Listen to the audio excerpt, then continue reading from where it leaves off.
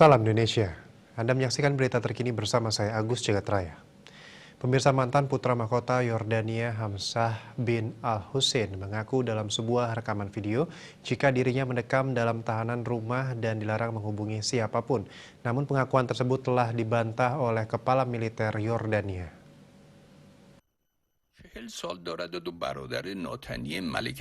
Dilansir Reuters, Hamzah meliris rekaman tersebut setelah militer memberitahunya untuk tidak melakukan tindakan yang membahayakan stabilitas dan keamanan negara. Kepala militer Yosef Huneiti tidak memperinci tindakan apa yang dimaksud. Huneiti membantah Hamzah ditangkap. Hamzah mengatakan dalam video yang diserahkan oleh pengacaranya kepada BBC bahwa dia bukan bagian dari konspirasi asing apapun dan mengecam sistem kekuasaan dan menyebutnya korup. Dalam pernyataan yang dirilis oleh kantor berita resmi, militer mengatakan sedang melakukan penyelidikan keamanan yang lebih luas dengan menahan mantan menteri, seorang anggota kerajaan dan beberapa orang lain.